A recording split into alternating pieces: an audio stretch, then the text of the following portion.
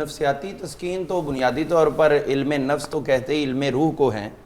تو جو نفسیاتی تسکین ہے اسی کو ہم روحانی تسکین بھی سمجھ سکتے ہیں۔ اور بقیہ معاملات کے اندر ہم دیکھتے ہیں کہ نبی کریم رؤوف رحیم صلی اللہ تعالیٰ علیہ وآلہ وسلم آپ نے جو صدقات عام کرنے کی ترغیب دی ہے اس کے اندر ایک بنیاد نظر آتی ہے، اور وہ یہ ہے کہ حضور نہیں چاہتے کہ میرے امتیوں میں مالی طور پر تفاوت بہت زیادہ ہو،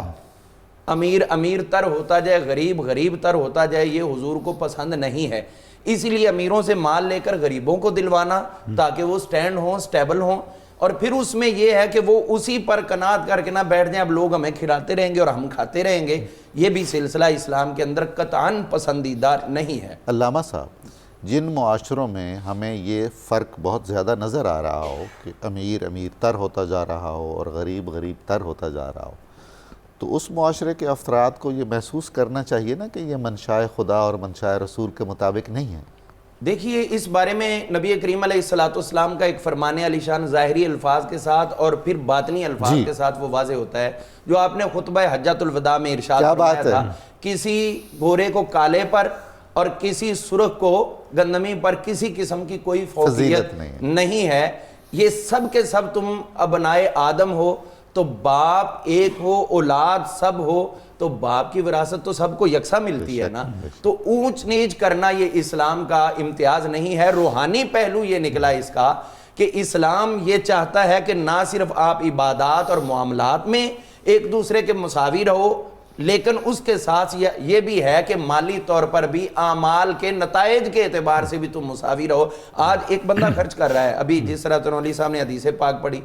کہ اوپر والا ہاتھ نیچے والے ہاتھ سے بہتر ہے، تو اب جو اوپر والا ہاتھ ہے وہ تو قیامت کو بہت اونچا نظر آئے گا، اور جو نیچے والا ہے وہ بہت نیچے جائے گا، تو اسی لیے اس کو بھی ترغیب دی کہ یہ جو تمہیں مل رہا ہے یہ سٹیبل کرنے کے لیے اس کو حاصل کیا ہے، اب خود کو اس قابل بناؤ کہ اسی طرح کل کلا تم بھی دوسروں کو اپنے قدموں پہ کھڑے ہو جاؤ، خود کفیل ہو جاؤ اور دوسروں کی دستگیری کرنے کے قابل۔ اور یہ آج کل جو بھکاری پن ہے وہ عام ہوتا جا رہا ہے، اور اگر ہم اس پروگرام کے حوالے سے دیکھیں تو ان پہ عمل کریں تو یہ چیزیں بھی ختم ہوتی نظر آتی۔ حضرت سید عمر فاروق رضی اللہ عنہ آپ تشریف فرما تھے، ایک شخص آیا، اس نے کہا میں بھوکا، مجھے کھانا کھلاؤ۔ آپ نے اپنے غلام حضرت زید بن اسلم کو کہا کہ اس کو کھانا کھلا دو، پھر آپ وہاں سے تشریف لے گئے جہاں پر ایک چراگاہ تھی سرکاری، وہاں جانور وغیرہ گھوڑے وغیرہ موجود تھے، آپ ادھر تشریف لے گئے، تو ادھر قریبی آبادی تھی، تو وہاں سے پھر صدا آئی کہ میں بھوکا ہوں، مجھے کھانا کھلاؤ۔ آپ نے فرمایا یہ تو وہی آواز ہے جو ادھر سے، وہ غلام ساتھ تھا، تو آپ نے فرمایا کہ کیا اس کو کھانا نہیں کھلایا؟ اس نے کہا جی میں نے تو کھلا دیا تھا، تو پھر یہ کیوں مانگ رہا ہے؟ فرمایا اس کو لے کے آؤ۔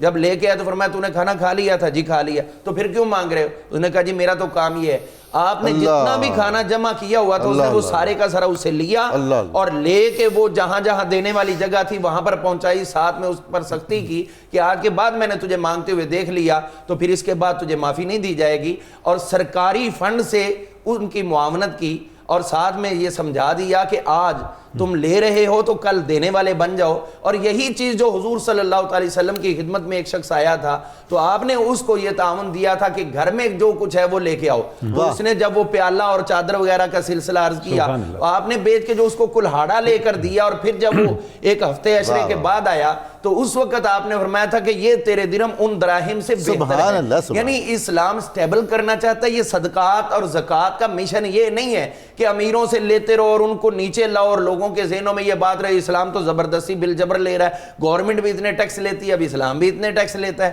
یہ چیز اور یہ صورتحال نہیں ہوگی، بلکہ جو اللہ نے تمہیں حکم دیا ہے اس کو اطاعت و فرما برداری سمجھتے ہوئے آگے بڑھو، یہی چیز تمہاری روح کو ترقی دے گی اور یہی چیز تمہیں تقرب اللہ کی طرف لے کر جائے گی۔ اس لیے چونکہ روح جو ہے اس نے ہمیشہ رہنا ہے، روح کو اب رکھنا کیسے ہے یہ اس جسم پر ڈیپینڈ ہے، ہم اس کو اچھائی میں رکھیں گے یا اس کو آگے جا کر برائی میں رکھیں گے۔ جو 7 چیزیں ہیں جن کو فنا نہیں ہے،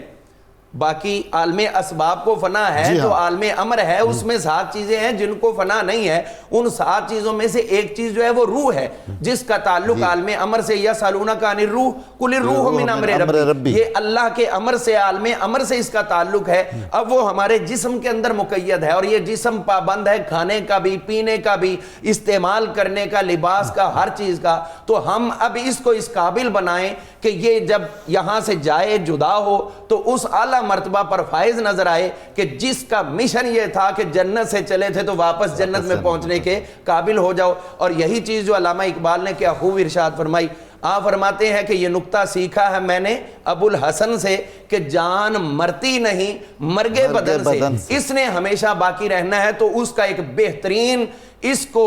پاور دینے کا، قوت دینے کا طریقہ وہ کیا ہے؟ دو ہی قسم کی عبادات ہیں، ایک اپنی زبان سے اور ایک اپنے جسم سے، اور مال بھی جسم سے کمایا ہوا ہے. تو اب اگر سبحان اللہ ہر وقت پڑھتے رہیں، تسبیحات تعلیلات کرتے رہیں، اور خرچ کرنے کی بات ہو تو نگاہیں نیچے جھکا لیں، تو پھر یہ ہم نے اپنے منصب کے ساتھ انصاف نہیں کیا. اسی لیے حضور صلی اللہ تعالی علیہ وسلم آپ نے خود بظاہر ارشاد فرما دیا اور سب کو سمجھا دیا کہ جو ایک بخیل مومن ہے اس سے وہ سخی مومن اللہ کو زیادہ پسند ہے، اگرچہ اس کے ظاہری اعمال اس سے کم نظر